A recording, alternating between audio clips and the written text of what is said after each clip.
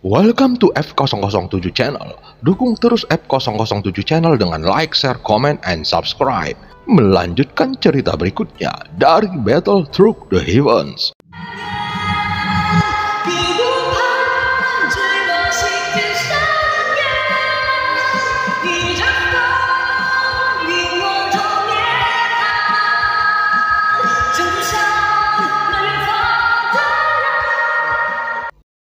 Pada part sebelumnya, Xiaoyan terkejut melihat pemandangan munculnya kembali Taisu nomor 3 yang sebelumnya 100% telah mati. Setelah konfrontasi singkat antara sosok pemegang kapak besar dengan Taisu nomor 3, akhirnya dia dikalahkan dan hampir terbunuh oleh Taisu nomor 3 jika Xiaoyan tidak cepat mengambil tindakan. Kekuatan yang dikatalisasi olehnya meledakkan kekuatan sebenarnya dari jantung aslinya. Dan justru karena inilah serangan Xiaoyan mampu menghadapi nomor 3 bahkan ketika kekuatan abadinya sangat berbeda. Jadi begitu, Xiaoyan terlihat senang. Ini juga merupakan upaya yang berani sekarang karena kekuatan abadi dalam armor dewa palsu bukan miliknya dan Xiaoyan tidak pernah terlibat dalam hal keabadian. Jadi dia sama sekali tidak tahu bagaimana menggunakan kekuatan abadi di dalamnya. Metode yang digunakan sebelumnya juga seperti Taisu, mengalirkannya ke penguasa berat Xuan secara langsung. Meskipun kekuatannya kuat, namun jauh lebih lemah dari yang sekarang. Xiaoyan memiliki jantung asli dari 2 atribut, dan jantung asli ini adalah kekuatan asli milik dunia, dan batasannya sepenuhnya ditentukan oleh kekuatan orang yang menggunakannya. Saat menggunakannya dengan kekuatan abadi, Xiaoyan merasakan perbedaan antara keduanya dengan sumber kekuatan aslinya dan perbedaan ini meningkatkan kekuatan serangan Xiaoyan lebih dari 1 tingkat. Sebelumnya pikiranku bias. Kupikir aku bisa menggunakan kekuatan keabadian hanya jika aku memiliki keterampilan bertarung di atas level kelas kuno. Tapi aku melupakan hal aneh tingkat atas. Xiaoyan bergumam di dalam hatinya. Dia juga didorong oleh dirinya sendiri, dikejutkan oleh pukulan ini. Selama konfrontasi dengan Xiaoyan, kulit nomor 3 di bawah armor tidak bagus karena dia sepertinya merasa bahwa Xiaoyan saat ini berbeda dari sebelumnya. Serangan keduanya meledak dengan hebat pada akhirnya, menyebabkan kedua belah pihak mundur sedikit dan langkah ini dianggap seri. Tapi situasi ini seharusnya tidak muncul berdasarkan prediksi nomor 3, namun kini kekuatan lawan tampaknya lebih dari 2 kali lipat. Oleh karena itu, kekuatan abadi yang dapat dia kerahkan bahkan lebih agung. Selain kristal merah ekstra, armor dewa palsu yang dia kenakan juga lebih kuat, dan pedang suci kota Sumi di tangannya. Dengan berkah dari senjata semacam ini, jika senjata biasa bertabrakan dengannya, itu akan langsung terputus. Namun hingga saat ini, penguasa berat Xuan di tangan Xiaoyan tidak hanya utuh, tetapi di tubuh pedangnya juga sudah ada muncul beberapa bekas goresan. Dari sudut pandang ini, terlihat bahwa penguasa berat di tangan Xiaoyan terlihat seperti besi tua di matanya, namun kekuatannya melebihi pedang suci kota Sumi di tangannya. Tetapi jika nomor 3 tahu bahwa penguasa berat Xuan di tangan Xiaoyan ditempa dengan emas yang bergetar, mungkin tidak tahu gelombang mengerikan seperti apa yang akan diaduk di dalam hatinya. Karena meski dengan pedang suci kota Sumi di tangannya, material emas yang bergetar hanya menyumbang tidak lebih dari 5%, dan proporsi ini sudah cukup mengesankan di antara senjata. Namun bahan material penguasa berat Xuan Xiaoyan adalah 100% emas yang bergetar. Bahkan waktu penempaannya sangat istimewa dan pagoda emas tidak berada pada level yang bisa dia bayangkan. Inilah yang ditinggalkan oleh Yang Mulia untuk Xiaoyan. Aku tidak menyadarinya sebelumnya, tetapi penguasanya yang tampak jelek semuanya terbuat dari emas yang bergetar. Aku ingat bahwa Yang Mulia sudah lama tidak menggunakan senjata. Sepertinya dia telah membuat pengaturan yang sangat menyeluruh untuk reinkarnasi. Permaisuri menatap Xiaoyan dan bergumam pelan. Sosok Xiaoyan melawan nomor 3 tercermin di matanya yang indah. Matanya yang indah sedikit melengkung dan dia tidak pernah menahan kekaguman yang meluap di matanya. Tetapi pada saat ini, nomor 3 memandang Xiaoyan dengan mencibir dan berkata dengan nada menghina.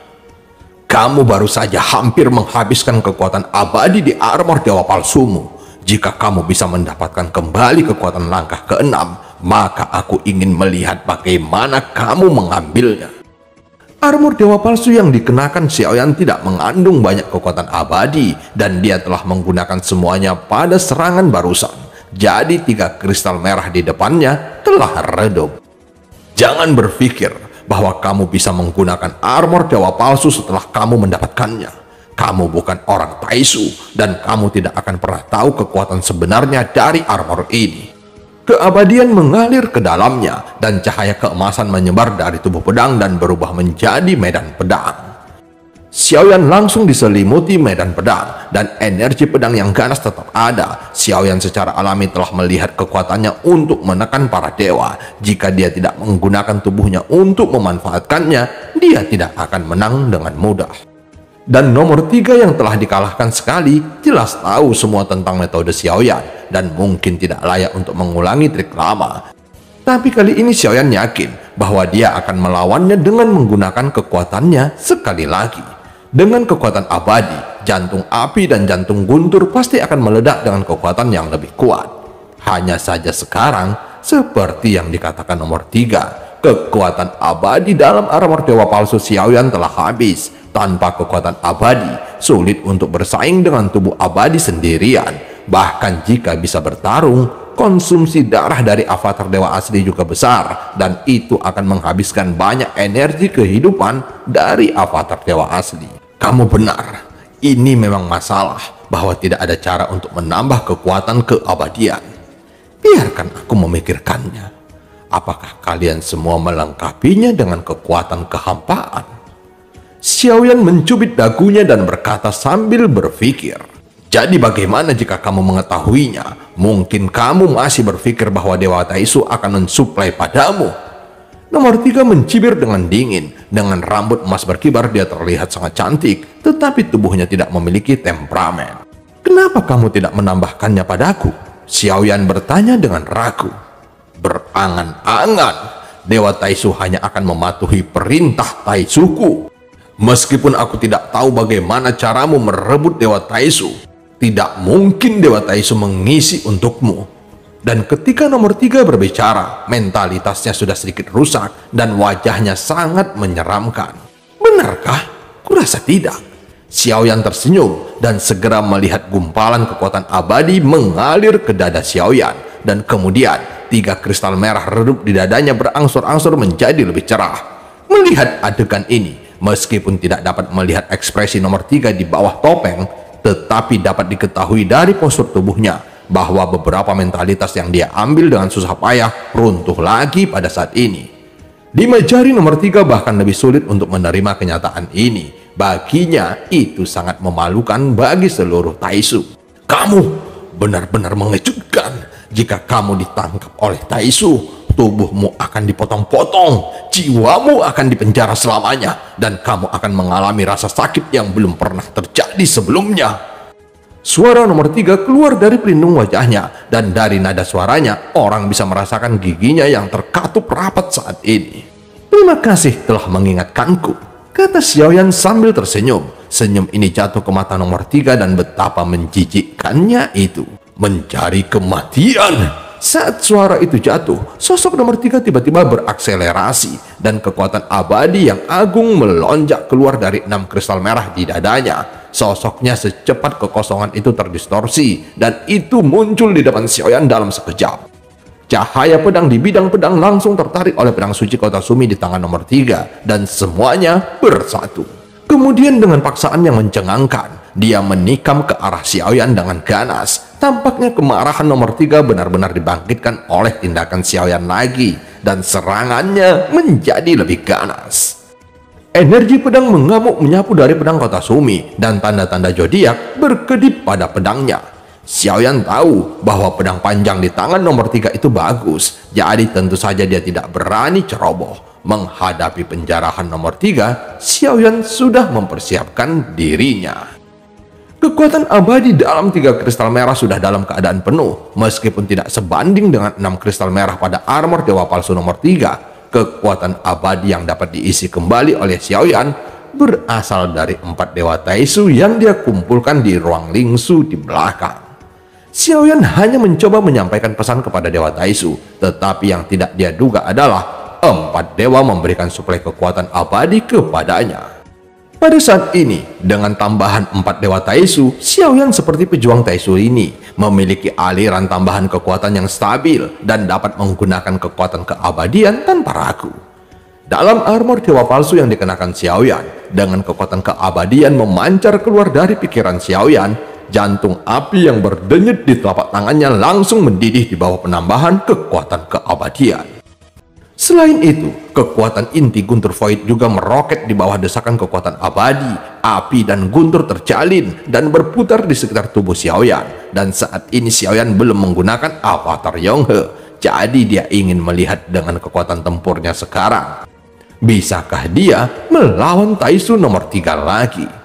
Pada saat ini, bayangan pedang dan penguasa raksasa bertabrakan dengan sengit. Suara rendah dan teredam menyebar di kehampaan, dan kekuatan di kedua sisi sangat ganas. Tampaknya mereka berimbang, namun nyatanya kekuatan abadi yang terkandung dalam serangan nomor 3 beberapa kali lebih kuat. Tetapi dalam konfrontasi, dia tidak bisa memanfaatkannya untuk mendapatkan banyak keuntungan. Metodenya sebenarnya menjadi lebih kuat. Nomor 3 diam-diam terkejut. Yang mengejutkan nomor 3 adalah kekuatan abadinya lebih agung dari Xiaoyan, namun gagal mengalahkan Xiaoyan ketika ada perbedaan besar dalam kekuatan abadi antara dirinya dengan Xiaoyan. Tepat ketika Xiaoyan dan nomor 3 menemui jalan buntu, Xiaoyan tiba-tiba merasakan hembusan angin dingin di belakangnya dan bahkan mendengar suara pria dengan kapak raksasa di ujung. "Hati-hati, ada serangan diam-diam." Di beberapa titik di belakang Xiaoyan, sesosok muncul di belakangnya, memegang tombak panjang dan menusuk ke arah punggung Xiaoyan. Pada saat ini, Xiaoyan sedang bertarung dengan nomor 3 dan tidak mungkin melepaskan tangannya saat ini. "Apakah kamu pikir kami akan ceroboh kali ini?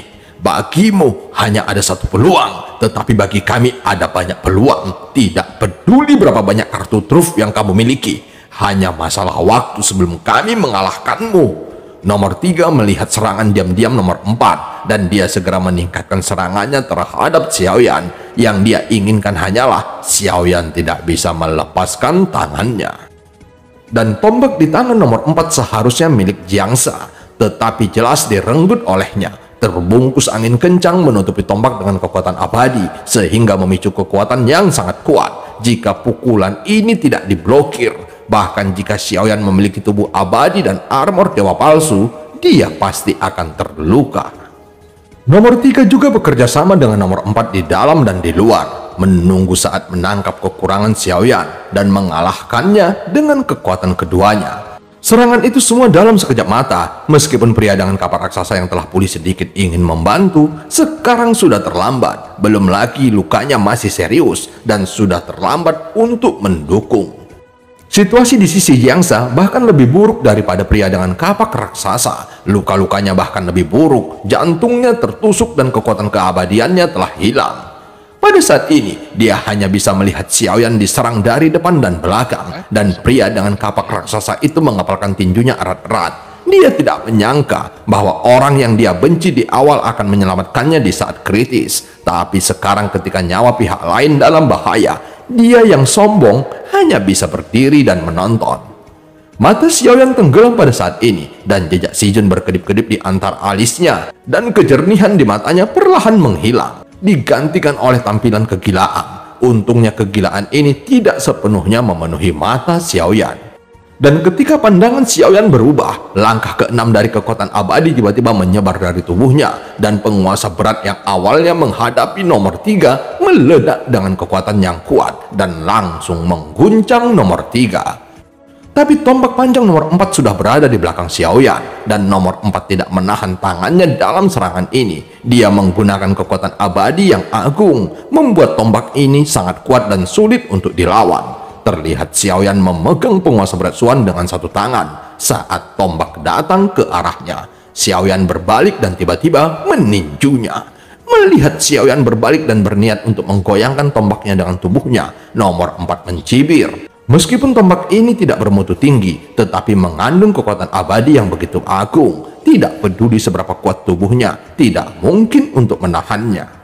5 jari nomor 4 menegang tiba-tiba, mencurahkan seluruh kekuatannya ke tombak. Dalam imajinasinya, pukulan ini pasti akan menembus Xiaoyan secara langsung. Dengan satu tembakan dan satu pukulan, mereka tiba-tiba bertabrakan dan suara gemuruh bergema.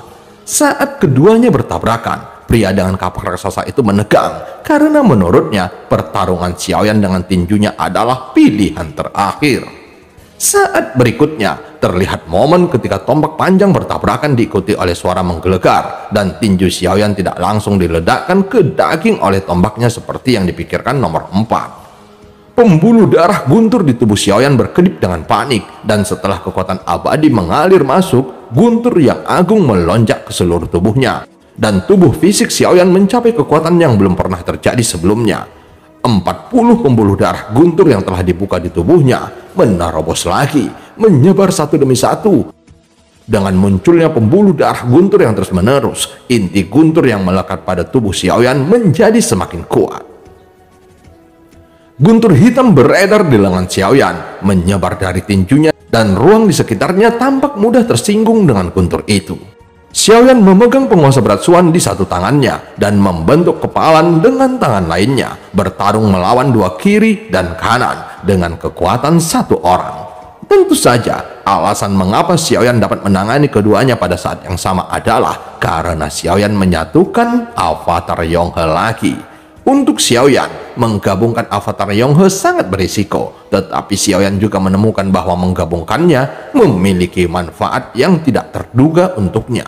Pada saat ini, kekuatan Xiaoyan sendiri juga meningkat, dan latar belakang energi sumber 40 miliar masih meningkat dengan kecepatan yang tidak lambat. Tentu saja, setelah Xiaoyan meninggalkan menara pembantaian, dia menemukan bahwa selama ada energi sumber dewa, itu akan mengalir ke dalam tubuhnya.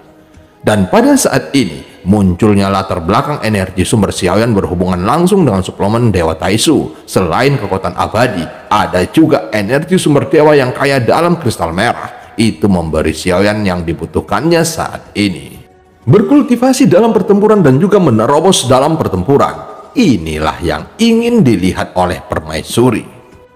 Yang Mulia Susang membutuhkan 100 miliar akumulasi energi sumber untuk menemukan bintang kelahiran. Aku tidak tahu berapa banyak energi sumber dan bintang yang kamu butuhkan untuk menemukannya setelah reinkarnasi. Sejauh yang aku tahu, yang tercepat untuk mencapai Dewa Petarung alam leluhur telah mengumpulkan 80 miliar energi sumber dan bintang. Tetapi itu hanya rumor. Semakin cepat kamu dapat menemukan bintang kelahiran, semakin kamu dapat mewakili bakat dan tekadmu yang sebenarnya. Permaisuri memandang Xiaoyan yang bertarung dengan nomor 4. Dia tidak memerintahkan pasukan berkobar untuk membantu Xiaoyan. Sebaliknya, dia tidak memerintahkan siapapun untuk mengganggu pertempuran di antara mereka. Tentu saja dia dapat membantu Xiaoyan menyelesaikan keduanya, tetapi dibandingkan dengan membantu Xiaoyan, apa yang permaisuri inginkan saat ini adalah agar Xiaoyan menyelesaikan masalahnya sendiri dan benar-benar berjalan di medan perang dengan kekuatan tempurnya sendiri. Karena di medan perang, dia perlu memberitahu Xiaoyan bahwa dia harus memilih untuk mengandalkan dirinya sendiri sepanjang waktu. Hanya dengan cara ini, dia dapat memahami cara bertahan hidup dalam perang. Konfrontasi antara kedua belah pihak tidak berlangsung lama. Dengan ledakan, baik nomor 3 dan nomor 4 tersapu oleh kekuatan yang kuat, dan keduanya didorong mundur dan dipisahkan. Sementara Xiaoyan yang dikepung oleh mereka berdiri di tengah, memegang penguasa berat Suan. Sudut mulutnya sedikit terangkat dan ekspresi wajahnya menjadi gila. Melihat ekspresi yang familiar ini, tubuh nomor 3 sedikit gemetar. "Jangan ragu, ambil tindakan untuk menekannya segera," teriak nomor 3 dengan marah. Kecelakaan seperti itu sebenarnya ada dalam imajinasinya. Xiaoyan ditakdirkan untuk menjadi luar biasa jika dia bisa mengenakan armor dewa palsu. Meskipun dia tidak tahu bagaimana Xiaoyan melakukannya sehingga dia mendapatkan kekuatan langkah ke-6.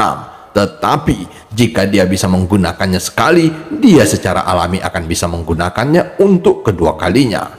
Namun sebelum menyerang, nomor 3 sepertinya tidak berniat untuk mengalahkan Xiaoyan. Tentu saja, tidak ada cara untuk mengalahkan Xiaoyan. Tujuan utamanya adalah membuat Xiaoyan meledak dengan kekuatan dari langkah ke-6.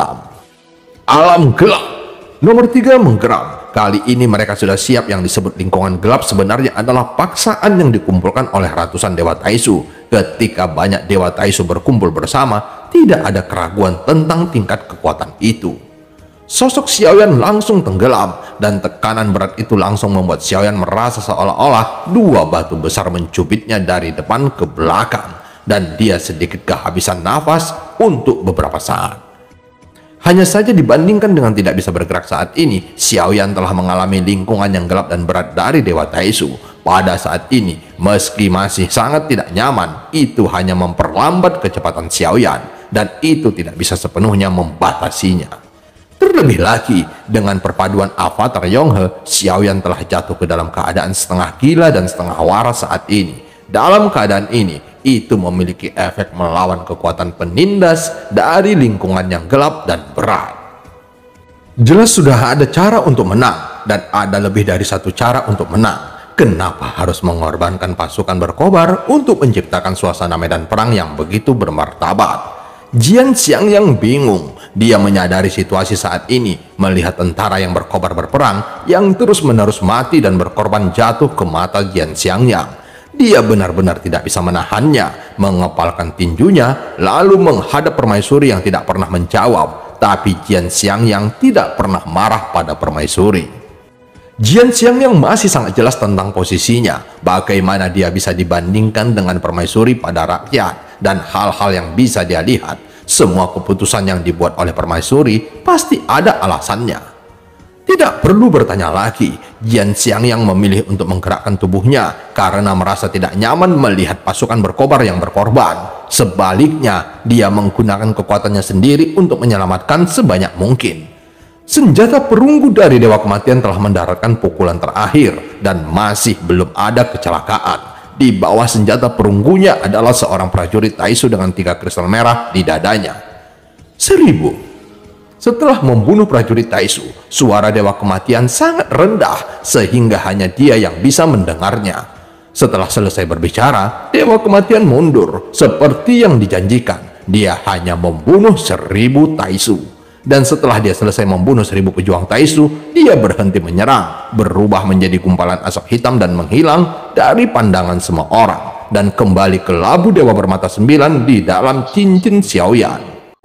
Xiaoyan yang bertarung dengan sengit pada saat ini tidak menyadari kembalinya Dewa Kematian. Dia juga tidak berencana untuk meminta bantuan Dewa Kematian, karena Xiaoyan merasakan manfaat dari pertempuran saat ini. Xiaoyan tidak punya pilihan selain menggunakan kekuatannya sendiri untuk melawan kekuatan penindas ini. Dan untuk melawan kekuatan penindas ini, dia harus menggunakan kekuatan inti Guntur Void. Dengan bantuan kekuatan abadi yang diberikan kepada Xiaoyan oleh avatar Yonghe, Xiaoyan mampu menampilkan kekuatan inti Guntur Void yang belum pernah terjadi sebelumnya. Dan pembuluh darah Guntur di tubuhnya juga menembus hingga 50 tanpa dia menyadarinya. Inti Guntur Void yang mengalir di pembuluh darah Guntur membuat kecepatan Xiaoyan semakin cepat, bahkan di bawah armor dewa palsu yang kuat. Tidak hanya itu, Xiaoyan juga merasakan kekuatan keabadian yang kuat, bahkan dapat menggunakan kekuatan jantung api. Selama pertempuran, nyala api di tubuh Xiaoyan berubah warna setiap saat.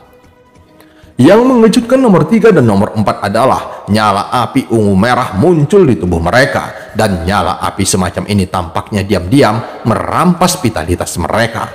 Kemampuan yang begitu kuat ini membuat mereka semakin panik, tetapi dengan kekuatan dahsyat yang ditampilkan Xiaoyan pada saat ini, bahkan jika keduanya meluncurkan serangan seperti air pancuran, mereka masih tidak dapat mengalahkan Xiaoyan, dan mereka bahkan merasa bahwa Xiaoyan tampaknya semakin berani saat dia bertarung. Apakah kamu mendengar itu? Sepertinya seseorang menabuh drum bersamanya. Nomor 4 mengirimkan transmisi suara ke nomor 3, yang secara alami mendengar suara dentuman yang tumpul. Suara tumpul seperti genderang ini terdengar di sekitar mereka berdua. Jika mendengarkan dengan cermat, akan menemukan bahwa sumber suara tersebut sebenarnya berasal dari tubuh Xiaoyan. Orang biasa hanya memiliki satu jantung, tetapi Xiaoyan berbeda. Di sisi kiri dada Xiaoyan adalah warisan yang diberikan kepadanya oleh Raja Iblis Tianhe yang dapat membuat Xiaoyan lebih kuat dan berani saat bertarung. Energi iblis tetap ada di mata Xiaoyan, dan energi iblis yang keluar dari jantung iblis benar-benar menekan kebijaksanaan serangan balik yang dibawa oleh avatar Yonghe. Ini memungkinkan mata Xiaoyan untuk mendapatkan kembali kejelasan, dan setelah kekuatan yang lebih kuat dikendalikan, kekuatannya secara alami akan berlipat ganda. Tidak hanya nomor 3 dan nomor 4 tidak dapat membunuh Xiaoyan, tetapi menghadapi Xiaoyan yang menjadi semakin berani dalam pertempuran, pasokan kekuatan abadi keduanya tidak dapat mengimbangi. Setelah melawan tebasan penguasa berat Suan Xiaoyan yang tak terhitung jumlahnya, pedang suci kota Sumi di tangan nomor 3 mengeluarkan semburan suara pedang dan celah muncul di ujung pedangnya. Nomor 3 mengangkat tangannya dengan pedang. Meskipun pedang suci kota Sumi mengandung kekuatan abadi yang agung, penguasa berat Suan Xiaoyan yang terbungkus api dan guntur tampaknya lebih kuat. Pedang suci kota Sumi tampak kewalahan dan pecah dengan suara yang tajam. Tanpa jeda, penguasa berat Suan jatuh dengan keras di dada nomor 3. Setelah suara tumpul, nomor 3 ditembak mundur lagi dengan tidak terkendali, sehingga dia pasti mengalami banyak trauma. Setelah berurusan dengan nomor 3, dia melambaikan kakinya ke arah nomor 4 yang datang lagi, dan penguasa berat Suan itu jatuh, dan nomor 4 juga terguncang. Xiaoyan melihat nomor 4 yang terguncang kembali, dan dia tidak menahan tangannya, dan telapak kakinya tiba-tiba berbalik melangkah maju. 7 langkah Dewa Pembunuh.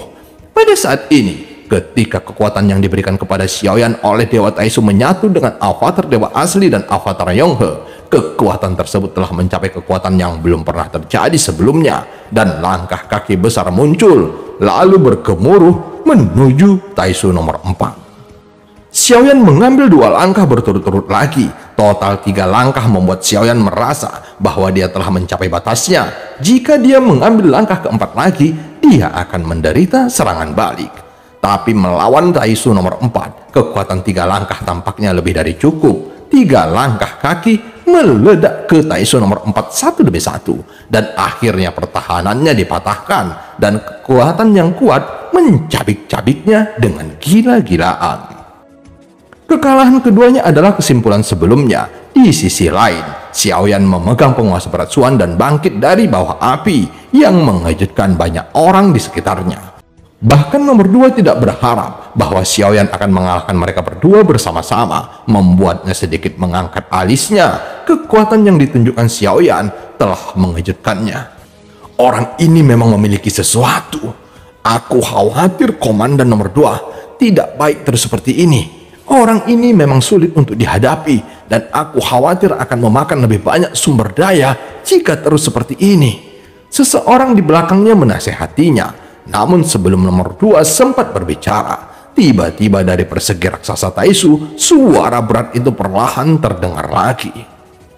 Kerahkan semua orang untuk segera mengambil tindakan, dan pastikan untuk menangkap orang ini dengan segala cara.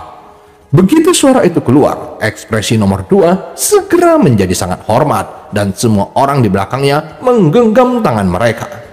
Ingat, aku ingin tetap hidup. Ya, Tuan Su. Semua orang menjawab serempak. Nomor 2 memandang Xiaoyan. Bahkan Dewa Kematian tidak menarik perhatian Su Chang. Sebaliknya, Xiaoyan tampaknya telah menyentuh garis bawah Taisu yang sebenarnya. Dia harus ditangkap, dan dia harus tetap hidup. Pada saat ini, semua pejuang Taisu dalam jumlah 1000 orang berkumpul dengan cepat. Terjadi perubahan seketika di medan perang, dan 1000 tentara dengan cepat dikumpulkan. Permaisuri melihat pemandangan ini, dan sudut mulutnya semakin terangkat. Dia akan dipukuli kali ini. Permaisuri tersenyum, dan kelinci awan es cemberut di pelukannya. Mata kelinci itu bingung pada awalnya, dan kemudian menatap Xiaoyan penuh kegembiraan. Kelinci awan es mengeluarkan geraman rendah di lengan permaisuri, dan terlihat bahwa dia lebih bersemangat daripada permaisuri. Xiaoyan baru saja mengalahkan mereka berdua, dan hendak membunuh nomor 3 dan nomor 4, lalu mengambil armor dewa palsu mereka. Tetapi pada saat ini, gerakan perkasa di ujung segera menarik perhatian Xiaoyan. Beberapa pejuang Taisu menjarah dari depan yang memiliki 6 kristal merah di dada mereka, dan jumlah pejuang Taisu di belakang mereka memiliki 5 dan 4 kristal merah di dadanya, dan mata Xiaoyan tiba-tiba menyusut. Dan film pun berakhir. Sampai ketemu di part selanjutnya.